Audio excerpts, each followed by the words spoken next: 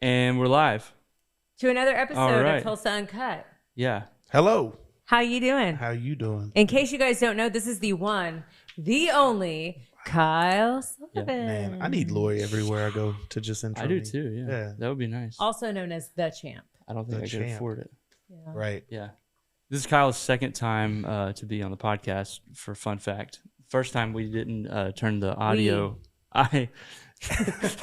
You. We did a whole podcast, like an hour and a half long, and I never turned the audio on. So we just had like a video of us talking like that. So It what could have been happened some was- cool I- voiceover. I wanted to Just dub publish it. audio on us. The been intrusive dope. side of I wanted to publish it anyways, just to see how many people would be like, "Hey, is something?" Something's wrong with the audio. And just pretend Did like- you know that the audio wasn't on? Hey, we got interaction. This is good. Yeah. This is good. I like what And you I would just be like, Subscribe and I can we'll hear it. We'll It's release fine. the audio. Yeah, stay tuned. You subscribe, we release the audio. That's funny. We are so ridiculous. Okay, well, welcome back. Yes. Now we Yeah. have audio working, right, Absolutely. Autumn? Everything's good. We've got audio. We've Yeah. got visual. Autumn behind the scenes, yeah. Mhm. Oh, I forgot. I was gonna set her mic up, but she's good. Yeah, we can hear her in the background. Yeah, It's you're fine. Yeah. That way, if she's saying anything crazy. Well, welcome back, Kyle. Yeah. How is it going? That's fantastic. July 1st will be 3 years in business. So I feel like that's a big deal. Yeah. Business world. Personally, this month will be 10 years being married to my Sade for life. So that's amazing. And yeah, kiddos are great. I About love to have it. a 2 and a 3-year-old. Goes for about 4 months. They'll Man. be a year apart. Wow. Praying for you guys. I'll pray for my wife. They're basically like 2 more of me. Oh, dear. She's definitely Both going boys? to heaven. Nope. We got a little girl who, is the female version of me. Miss Piper Grace, and Mr. Bo Grant is our son, who'll be 2 in July. Wow. And both of them are loud and obnoxious and determined and All energetic. the great things. Absolutely. Yeah. I mean, how did no one get Ginger's personality? What is there a 3 on the way? Well, not currently that I know about. So we may roll the dice again. I mean, What hey, you think, Ginger? Hey, come on, Sade. she's like, and the doors are locked, and you are not coming in. Yeah. Change of address. Forward Yes. your mail. Well, so one of the things that we definitely want to talk about, we're in June. Yep. You know, all the things that have gone on industry wise, just people in general wise, it's the 6-month mark. You do fantastic at mindset coaching, leadership training. This is the 6-month mark. That means a lot. Tell us why. Well, it's the halfway point of the year. It's a good time to evaluate where you're at. Are you on track? I love to work in 90-day chunks, and so you get to evaluate: are you closer, further away, or on target with your goals? If you have forgotten about the things you wanted to do, now's a great time to reforecast, reprioritize, and say, okay, and celebrate. I think this is a good time to celebrate. It's warmer, summer. It's time to go, hey, this is where I'm really crushing it. This is where I'm not.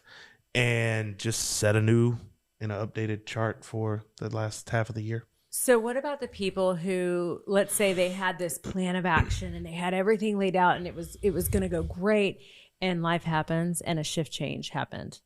And so they're finding themselves kind of like in that chaotic, like, oh, I don't know. Yeah, welcome to the club. Right? Yeah. Yeah, shift happens.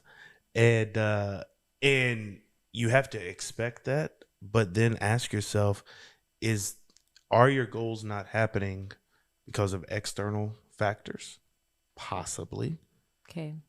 Are they likely not happening because your action and the volume in which that has been done? Most likely. Yeah.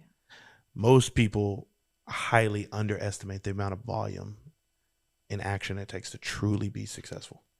I would agree with that statement. And like this week in our coaching group, the huddle that we have, I talked about this very thing. And I said, we judge others on their actions, yet we judge ourselves on our intentions. Ooh. Can you say that again? Yeah. For the people in the back. Turn up your So- volume. That is really good. So we Yeah, will that's judge nice. others on their actions, yet we judge ourselves on our intentions. So how that fleshes out is someone says, hey, be here at this time, and they're not there. You go, how dare them? Right. They missed an appointment. They were late. They were this. But if we're later missing an appointment, oh man, the red lights, I got a call, I had to go take care of something. And so we're like, oh, I didn't mean for that to happen. Mm-hmm. Well, there's likely very, very little of our goals are outside controlled. Right. Most of it is we have to look in the mirror, take it on the chin and say, we did not do the work. Absolutely correct. And either you set a goal that you're not ready to hit yet, which is possible because, again, we overestimate what we can accomplish in a short run. Mm-hmm. We underestimate what we can accomplish over months or years. Right. So people get really hyped up. They come to an event, they hear a podcast, they hear a speaker, and they go, I'm going to set the world on fire. Yeah. And they're like, bro, you don't even have any matches. Like, go to the store, get the matches, figure out how to start a fire, then figure out how to build the fire. And so I like, especially at this point, and I'm doing this month with all of my clients, is, okay, let's evaluate. Where are you crushing? Where are you not? What action could have been taken to have all things rising? Where do you need to prioritize? Where do you need to celebrate? Because this is a great time to take a day or two or a weekend and go, man, I'm going to do this thing because I did this work. Okay, so what you're saying is celebrate. I mean, it's kind of like after the fact, because let's just be honest. A lot of people are like, oh my gosh, it's summer. I'm on vacation mode. I'm going to go on vacation. And then guess what? 3 months from now, they're going to be crying about their business and their business suffering. Sure. So I think like what you were saying, having a celebration moment to celebrate an accomplishment, yes, but to go and like, I'm just going to detach from the world for the next 3 months or for the next 2 weeks. Like that's a really long time. Like if your production leading up to here quantifies that, sure, do it. Mm-hmm. Yeah, of course. But if your last 6 months don't quantify because you've been on a 6-month break with your discipline and your follow through, you should probably hit the ground running. I mean, Yeah. And again, it's life by design. And so if you've designed your goals and your structure and your finances are such that, yeah, great. Yeah. Awesome. Goodbye. One of my mentors, the last week of every month for the last 15 years, he's been at his beach house in Destin. Love that. Wow. Why? Because he decided that. Yeah. And he will compress 4 weeks of work into 3. Love that. And so if you've created your life to do that, great. Most that are building do take the summer as an excuse to be like, I just need to disconnect. It's too much. It's too much for what? You still just over broke. Yeah. Like if you're not where you want to be, then push, do extra things. Most of us are not in a place where we can take off a week, 2 weeks, 3 weeks. Right. If you want to do that, great. But just know that the time away will compound the amount of volume and action you need to take to get back on track. Mm-hmm. Sure. So again, every decision is cause and effect. I want to do this. I need to do this. Great. There's sometimes you just got to like pull the plug. Take a minute. But then there's others, you got to plug back in and know exactly what you're going to do when you get back. Yeah.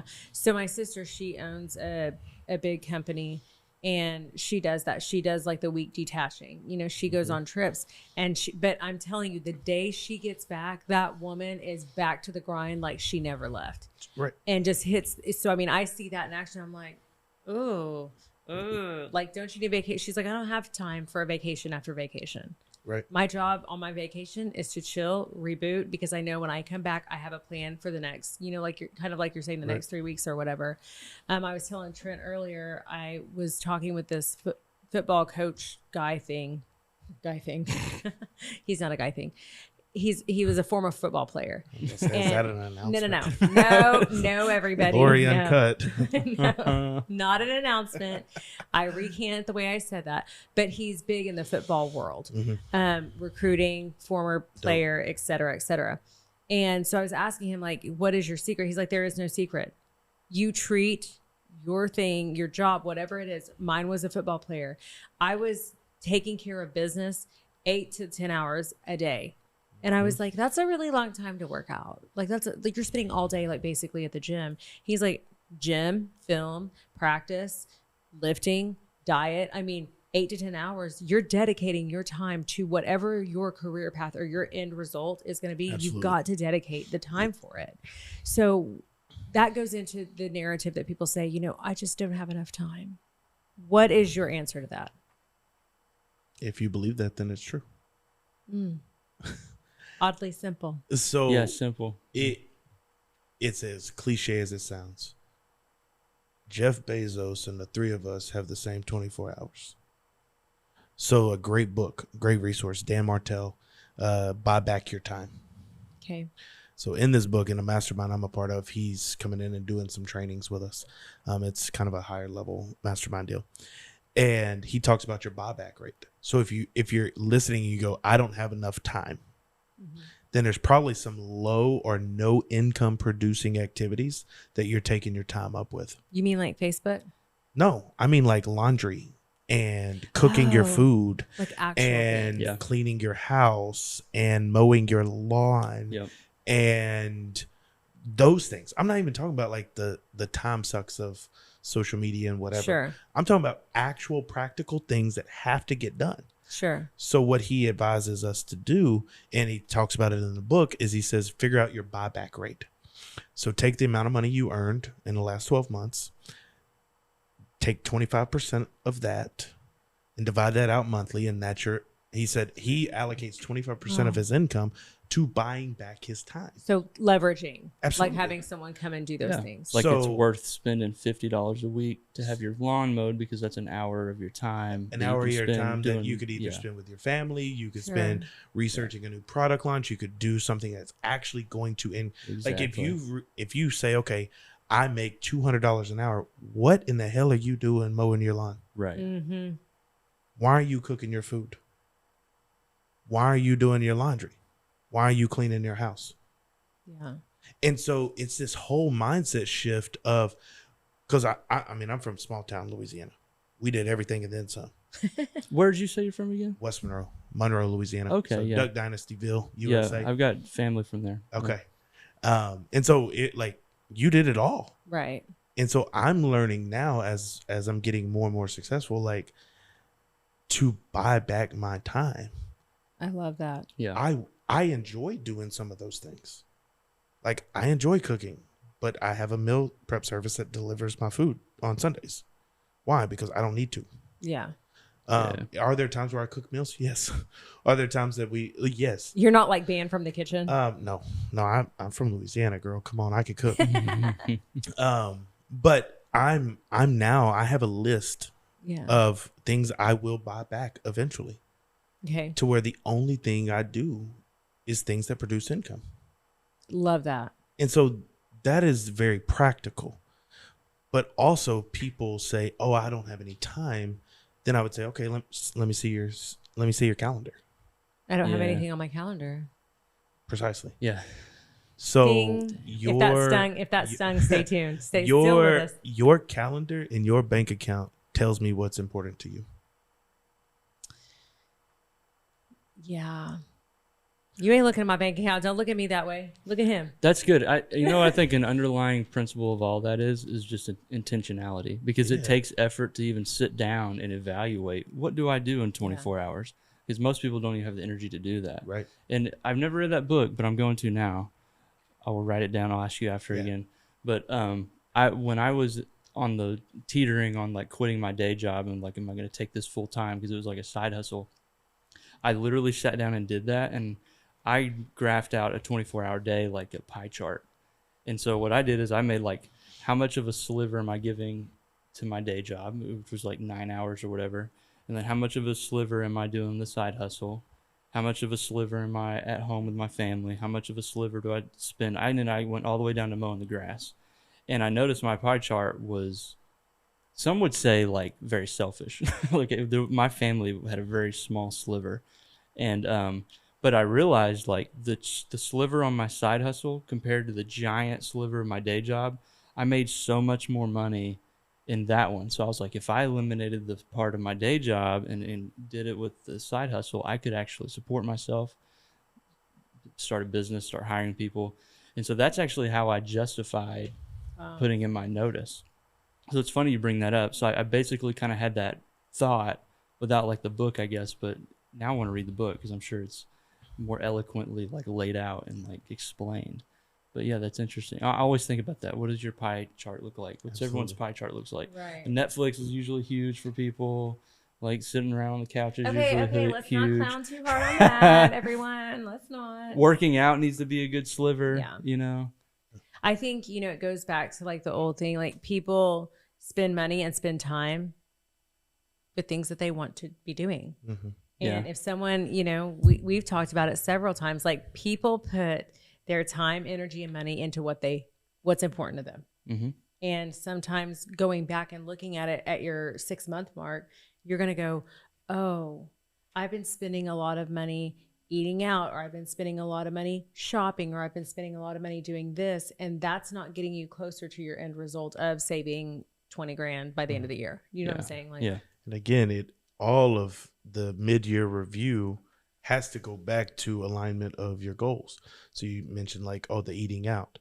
Alex Ramosi said like, and he's the guy that wrote $100 Million Offer, acquisition.com, massive guy worth hundreds of millions of dollars. He went viral on a video where he talked about he ate Chipotle 500 times in a year. That's like 1.7 times a day. how did you do the math that fast? I don't know. I don't know how good if it's He's close. like Here's the deal. Man. Here's the Now deal. I'm He said it curious. confidently. Hang on. So I'm like, it's 1.7 times. Can we get a calculation Hang on, on I'm that? gonna do the Because I math. feel like So he ate it 500 times. 500 times in a year. Okay. Jeez, I'm too stupid to do the math. There's 365 days in a year, and he ate it 500 times, which is 1.73. I think. I can't, wait. Well, I'm not sure how to do the math here, guys. No, so- I'm wrong. Hang on. 300. This is. I know so this is a it's sidetrack. 730. So there's 365 days. If he ate once a day, that's 365 times. Right. He did 500, so you would times 165 times say 1.5. Okay, so it's probably like 1.4 times. Okay. Not 1.7. Okay, all that We'll say 1.5 Thank you for times. staying with us. 1.5 times a day. for all of our math people out there, they're But- like, what just happened? His whole thing was that was part of his design. He's like, why would I? He goes, I would meet with somebody, so I'd eat there for like lunch and dinner. I knew what to get. It fell in line with his macros because he's yoked out of his mind. He's like, so yeah, I just ate there.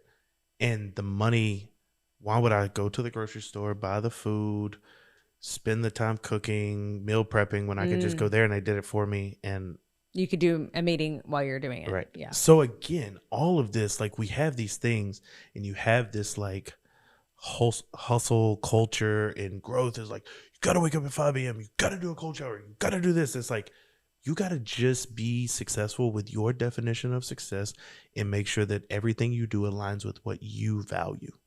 I love that. And discipline. Yeah. You are and your own creator of it. And holding yourself to integrity, which again goes back to just doing what you say you're going to do. If you say you're going to work out and be active, work out, be active. If you say you're going to eat out every day, then build a revenue that it doesn't matter. Like people talk about inflation and things. And my coach was like, how about you just earn enough to where you don't have to worry about the price of gas rising? Yeah. That's so funny. My dad once told me, because when I was just out of college, about to start my first job, I was considering getting a vehicle or whatever. And I was like focusing on like, what does it get per mile of gas and stuff? And my dad was like, if you're worried about the miles per gallon or whatever, I was like, yeah. He was like, then just make more money. And I was like, it's like, I mean, it's simple, but like profound advice. Right. Yeah. It's exactly right. Yeah. I love that. I don't know that I would eat Chipotle though 1.5 times. I'm about to ask you, just as like for fun, like what would be your 500 times in a year? What would you choose? I think I know what I would choose. I don't even think it's open anymore. what? But back in the day, this might age me, so bear with me, guys. But remember Super Salad? Not a chance. I do. Okay, I'm not thank from you. here. Okay. So- Well, it was like a large salad bar, and you could get any kind of like salad, fruit, vegetables. It was like my favorite, and they also had cornbread, which I loved. I don't know. Dude, I know. So I love I super could Super not. Salad made super salads. That's very clear messaging. I mean, I don't know why they're not open. They have really good salad. I mean, come on. Let's see here. What could I eat? I could do Chipotle. Chipotle would be could good. like- Or like Qdoba. Yeah. No. Not Qdoba. Really? No, they're not like Qdoba. Qdoba. Qdoba. How would you say it? Qdoba. I think, and I don't know. I think mine would be Cane's, but like, there's not a lot of variety. It's just Would you like fried food and a heart attack? chicken, low kind of. Yeah. Hey, this could be a new vlog. Document eating it 500 times Yeah. a year. If you're not eating the same fast food restaurant 500 times a year, you're probably broke. I feel like that's a good soundbite because There we go. That is guaranteed to go viral. All I have, And maybe have a new sponsor. yeah, maybe. All I gotta say is if you're eating Cane's 500 times in 1 year, no, sir. All of this is going south quick. yeah, Yeah, that's not good for your cholesterol. Just, it would be good mouth pleasure. It would be delicious. I feel like I get sick. I Let get me sick not of it. comment on that on camera. That's sauce in there. This is why. Shoguns. Mine would be Shoguns. Okay. Shogun. It's great. There we go. Change that one. Yeah. Yeah. Anyway, Shogun. Kyle, mouth. what was yours? I could do Chipotle. I would also probably do like a some I could get salmon, or if I was eating it 500 times, probably just salmon and 500 broccoli. Yeah. I guess I could do like Ruth Chris if I like had to every I single mean, day. if I Bro, had to, listen. yeah. I will tell you, I am a creature of habit, though. So in what I do a lot of meetings, and a lot of times it's like, hey, let's meet for lunch. Let's meet for dinner. I literally probably pick the same restaurants. Oh, I'm the same way. Oh, for sure. Like if you were Because to I know just, exactly what I'm going to eat without looking at the menu. So it makes my life easy. yeah, if you asked me what is there to eat here in Catoosa, I would like have 3 restaurants on deck to tell you, and then I'd be like, I've like drive around town in my head because I don't go to anything. She said there's a Subway in town today, and I was like, we have a Subway? Because I didn't even know where it was. Now I guarantee we're gonna get Subway like once a week. Okay, I do love Subway, though. Eat fresh. That was my first job. Really? Yep. I was a sandwich artist. Nice. Wow. Yep. Look how you've evolved. I know. Now you're like a people motivation artist. Yes. I like that. See what sandwiches can do, young people out there. Yeah. Go to the sandwich shop. It was my first job. Worked there for like a year and a half in high school. Wow. What's your Subway order? I hadn't eaten Subway in so long. No. No. That's a whole lot of bread. Yeah, I do flatbread with chicken teriyaki because it's so much damn bread. But now I did see you could just do like a bowl. So Oh. yep. Just throw it in And, the bowl, call it a party. Yep. I like it. Now it's And- like super salad, but it's Subway. Yeah. It's fine. There you go. Just get a salad with some lump of. Yep. Meat or And something. get the chicken breast. Have them cut that up and for your chicken teriyaki. Because the other stuff. Can you request Maybe them to not. do that? Mm-hmm. Oh man. You don't want the rib meat stuff. I didn't think about vegetable that. meat. The other stuff may not be that great quality. It doesn't surprise Possibly, allegedly. Don't come at me, Jared, in me. Subway. Jared. I don't think Jared's Jared- coming to Jared anywhere ain't these coming to days. nobody. He's taking a seat. Thank you for that. he is episode. unplugged Yeah, from- he is definitely unplugged. What happened to Jared? Oh, It was a whole, whole really? deal. It was like a decade ago.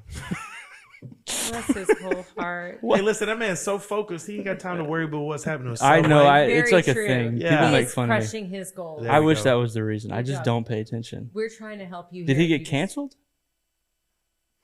Or did he die? He didn't die. He got no. He was gone before canceled was a canceled thing. Let's just say he falls in line with.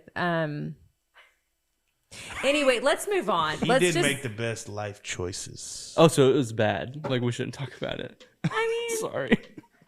maybe you can rabbit hole that one on your own later. Anyway, moving forward. So, Kyle. Yes, ma'am. What else is going on in your world? Let's talk leadership. What you got going? Leadership, man. It's fun. Speaking events are coming up, so got a couple on the books there. I heard that you did like 23 and So we've done 26 so far this year. 26. Yep. Nice. So end of last year, did a taping of a TV show, Great American Speak Off, with a guy, Grant Cardone, was kind of funding that. I remember that. And yeah. so I'm sure it's coming. They just finished up in February, so now I'm sure it's like in post production. I guess they're moving forward with it because they've been sending out like, "Hey, audition for season 2." But did that, came back, and really this year was like, okay, I'm a speaker first. I was trying to do coach and consultant and this, and try to be all. And so I'm gonna get paid to run my mouth, and And so I was like, all right, we're going to do 32 and 23. Thought, oh, that's catchy. It kind of rolls off the tongue. We did 19 in Q1. We're at 27 right now. With either completed or scheduled, we're at 31 that's of 32. awesome. So the Very nice job. And with goal setting, you don't just hit your goal, you move the goalpost. So now we're going to push for 52 this year.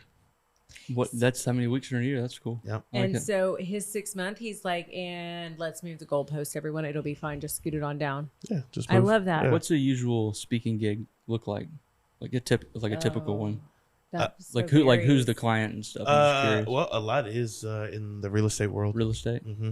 So it's everything from a networking kind of lunch and learn to a conference to a team meeting, to a brokerage to, hey, we're doing like one I did with a realty group. They had booked Shangri-La, so I went out and did a one-day leadership. What brokerage was that? Solid Rock. Yeah, Solid Rock. Yep. We do a lot of their stuff. And so they were great and was cool. The connection there.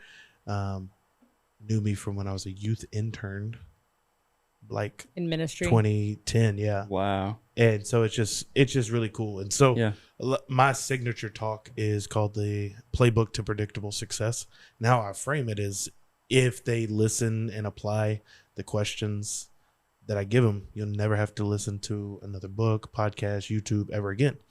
So it's aligning your calling, heart, altitude, mindset, and performance. For those of you taking notes, CHAMP spells champ. Oh, nice. So to unleash the champ, you unleash your calling, heart, altitude, mindset, and performance. I like altitude. Mhm. So is altitude something that you're trying to tell people to get to a certain altitude, or is that more of like checking yourself to see what altitude you're at? To. Like Yeah, and vision one, you can't spell champ, CHVMP. So I had to come up with a different word. But I like altitude because it implies that you're on a trajectory that you've set and that you are in control of. Like, I have vision of the door, but it doesn't imply I'm moving towards it. Right. No, altitude is good. Yeah. Altitude's great. Yeah. And oftentimes success feels like climbing mountains. It Absolutely. feels like you're going up, you're and climbing, you're stalling through that. out, Yeah. and you're adjusting, and Yeah. so that's very it's smart. it's really fun. And what I love is that when I come into a space to speak, I really feel like I'm the thermostat, not the thermometer. So I set the tone, I set the energy. I don't care if I'm the first speaker of an event or the last. I'm gonna either start off, like, it doesn't matter. I bring the energy, very engaging back and forth. I just love it. I mean, I was pastor for 12 years, so I know how to work I will room. say, like, his energy just in general is probably one of my favorite things. But when he's up on stage, it's impactful, it's memorable, it's engaging. You literally are like just in awe because his energy is infectious. The way he speaks and coaches, you're like, okay, all right, let's go. I mean, like, I'm ready to jump out of a chair and like run Pentecostal style, but that's his but I mean, that's his energy. And so the cool thing is, it's not like I've been to places where the speaker is speaking at you. Yeah. And I cannot stand that. I'm like, listen, bro, I can watch this on TV and be good and like just be chilling in my PJs. But when it's someone that's engaging and exciting, you have that thing inside of you that starts to go, okay, this is really, really good. You do very well with that, my friend. Thank you. Very well. Yeah, it's really fun because I've had a crazy story. Life, things that have happened to me, things I've been destructive in. And so I like when I'm speaking on stage for people to go, like, nod and go, like, yeah, I see that. I've been there. I want to show what's possible, so I pull back the curtain a lot. I share a lot of the scars. I believe that it's good to show scars, not wounds. And so as you've worked through things, it's for a reason and a purpose. And so I, like, really practically, like, I have a scar here on my pinky and my index finger. Like, I talk about that. That's when I got jumped at a drug deal and my entire life changed. Like, I have scars that show the story. Yeah. And so putting people in that place of going like, maybe it wasn't, hopefully it wasn't a drug deal for you. But we all have that cornerstone shift moment, like you do in the pie chart, going, I think I'm gonna go all in on myself. Yeah. Like we all have those moments. And so if we can remember those moments, we remember why we started, it gives us the fuel to keep going in the stalls of our journey. That's a good point, because sometimes you're just deflated and you're like, I'm out of gas. Yeah. You know, I feel that a lot. Kind of right now, I'm not gonna lie. No, I appreciate your honesty. Yeah. I mean that's I think a lot of people make the mistake too. They don't have a coach. They don't have an accountability person. They don't have someone in their corner doing accountability check-ins. Especially when you own a business, you're trying to do so much that 90% of that's mental game. It's remembering this and doing that and planning for this and taking care of that and making sure that employees pay. You've got so much on your plate, but who's checking you? Right. And I think that's where so many business owners and leadership people fail, because they don't do that for themselves. And then they get burnt out, or they get exhausted, or they get deflated, and they get all these things, and they don't know how to combat that because they have no one in their corner rooting for them and saying, hey man, listen, let's put this into perspective. Yeah. This is all fixable, doable. Let's see where we can leverage you out so you're not running around like a chicken with your head cut off. What is it worth? Yeah. I mean, my one-on-one clients I walk deeply with. One called me, he's a local chiropractor, and just had a Monday, had a hell of a day. And picks up the phone, calls, we talk through it. Within, otherwise he would have stewed on that all week. It might have derailed his entire week, stewing over the results of that one day. Yeah.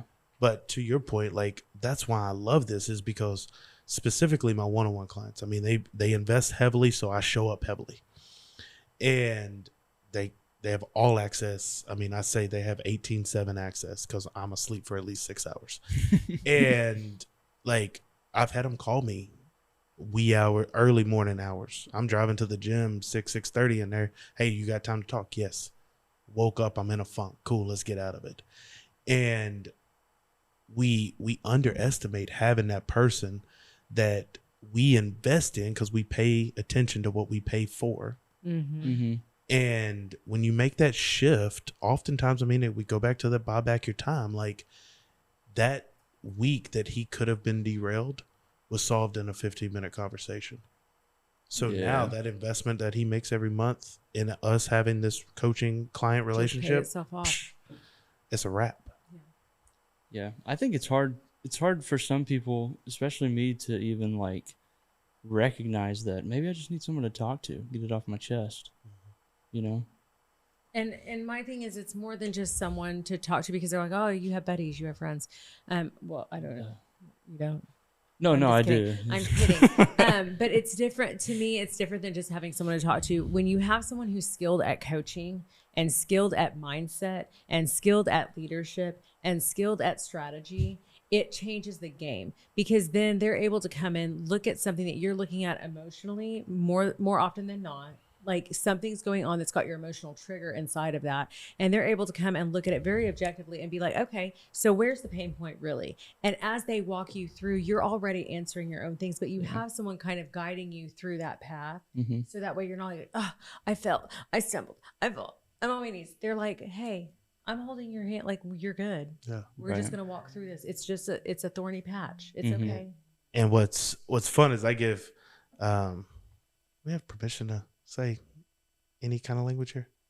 Yeah, okay, we're uncut. Great. Okay, just make sure. So I allow my clients to pull up to the dealership, as I call it, and test drive a BMW. So anybody that has a BMW, I'm sorry, I will never buy one for this reason. BMW for me stands for bitching, moaning, and whining. So I allow, like, sometimes my one-on-one clients will text me and say, hey, I need to pull up to the dealership. And that's like, hey, we on DEFCON 5. I need to just whine. They about to blow this whole thing up. And the thing is, they have a 5-minute timer to be completely unhinged. Incredibly illogical. Absolutely delusional. And I'm like, oh, that bit, like, okay. He's jumping into the conversation. I'm like, oh, they did what? Like, And then I have a timer. And the timer goes off. I go, what are you going to do about it? That call for my clients, because sometimes we think if we're going to call somebody, we have to have it thought through. Mm-mm. We need those people that we can pull up to the dealership with, Act crazy pants, and be completely unhinged for an amount of time, and then pull that thing right back into the dealership and go about your day. And so to your point, man, like it does, the value of having somebody that like you can just pick up the phone, call, have a weekly time where you can process through things, because too, like we are all emotionally attached. Mm-hmm. I'm in a mastermind and I have a coach separately. Why? Because I think my baby's the most beautiful thing. You ain't gonna tell, I will never call my baby ugly, but there are some ugly parts to my baby. Mm-hmm. Mm-hmm. And I have to have someone that has fresh eyes to see that. Yeah. We all do. And I truly think that, you know, there's also the part of what is your intention behind that call? Like, are you calling literally just to complain and whine and moan? Or are you truly seeking? Because there's times that I come not even hinged. I'm like unraveling. And I'm like, okay, I'm going to come apart at every seam that you thought, and it's going to be like a ball of yarn. But then what am I going to do with that? And so my thing is, you know, in those phone calls, in those moments, I do want to find a solution. I don't want to stay there. There are some people who just want to do the unraveling part. Mm. And they just want to have piles and piles and piles of yarn and do nothing. You know what I'm saying? Yeah. And so it depends, I think, on the person. Like, are you proactive? Are you victim mentality? Are you willing to do something about it? Because 9 times out of 10 things that happen to you on a continuous, you're putting yourself there. Oh, yeah. Like you're given a test, and if you keep finding yourself taking the same test, it's because you're failing. So at some point you have to do something different. No, people like that wear me out. You know, Poor and so mean I people. think it's important for people to realize that things in life that happen when you see that it's the same thing, type of thing, like, you know, a challenge that you're like, man, I swear I just went through this. That's because you didn't pass the last one, so you're here again. Hi, welcome to level 2, trying it again. Mm-hmm. Like eventually you'll get tired of staying on level 2 and you'll figure out this is what it takes to trump the castle. I went to Mario Brothers. You see that? Just kidding. Raise the flag. Yeah. Can you do Mario Luigi? Anyway, all that to be said, we really do appreciate you. Absolutely. Before we sign off, 3 things people can do that are finding themselves mentally done. What do they do? How do they get out of that? Other than calling you, obviously. Like, UnleashTheChamp.com. Practically speaking, acknowledge the feelings for what they are. I think, again, so often in the personal growth and development industry, it's just push past it. Be Goggins. Like, F your excuse. But there's a short period of time where you have to acknowledge what you're feeling to be able to transform it. So have a list. Write it out, type it out, whatever. Brain dump all the things that are you're feeling and why you're feeling that. Then you ask yourself, what if this is true? So now we're talking identity. So you feel what you feel. Your feelings are valid. Your feelings are needed. Your feelings are all of those things. And then you go, okay, if this is true, what does it say about me? Okay. And you got to be real honest, and only you can answer that. And then you go, the last piece, I'm always going to go back to what can you do about it? So if it is, hey, this thing keeps happening, like this person keeps acting this way towards me. Okay, maybe you need to fire a friend. This company keeps treating me this way. Okay, well, maybe you need to look for somewhere else. Mm-hmm. Hey, I keep having this issue in my marriage. Okay, maybe you need to go to counseling. So like you acknowledge it, you define what it means about you, and then what you're going to do. If there's not alignment between those things, then that's where the work lies. There's a great book, Byron Katie, Loving What Is, that kind of goes through this. It's kind of like 4 questions you can ask when you're feeling things. And so I know I've given a couple book recommendations, but really, like, if you're feeling spun out, you're feeling worn out, acknowledge it, see what it says about you, if you don't like what it says about you, build a plan. And if you don't know how to build a plan, you're going to call Kyle Sullivan with Unleash the Champ. Yeah. And here's the deal. Kyle at KyleJSullivan.com. If I can help you and you just need a call, like, I want to do that. This is not like, yes, obviously this is how my livelihood. I said we're about 3 years in, but I see this so often where people just need an ear. Like, hey man, like anybody listening to this says, hey, you came from Tulsa Uncut, email me. I'll give you a 15-minute call. Anybody for free, no strings attached. Aww. Yeah. That's his ministry heart coming out to play. He's I a just pretty want people to genuine win. dude. Yeah. Where can people find you? I know you have some podcasts out there. Yeah. Where do they find you on? Where at? Online. What platforms? Yeah. Well, I have Unleash the Champ Leadership Podcast. It's on everywhere that you can find or listen to a podcast: Spotify, Apple, Google Play, Amazon, all the things there. Last couple months, we've pushed to YouTube. So Unleash the Champ Leadership Podcast on YouTube, budding TikTok. I mean, not easy to find. It feels weird now to be like, hey, just Google me, but you'll find me. Unleash Hey, the just Champ. Google him. I'll say it so Yeah. you don't have to. Yeah. There you go. For sure. Final question. One more before we go. What's your favorite podcast? I got you. Got to Okay. go fast, I was bro. going to say movie. Oh, movie too. Okay. Podcast right now, I'm really loving Andy Frisella's podcast.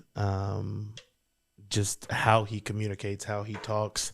And then favorite movie, Pursuit of Happiness with Will Smith. Oh, really? Aww. It's maybe one of the only movies I've watched multiple times. Love that one. That's cool. Pursuit of Happiness. Well, in the pursuit of your happiness, thank you for tuning in. Don't forget to reach out to Kyle if you need anything, and stay positive, my friends. Thank you for tuning in. Peace. See ya. See ya. How's it going? That's okay. That's okay.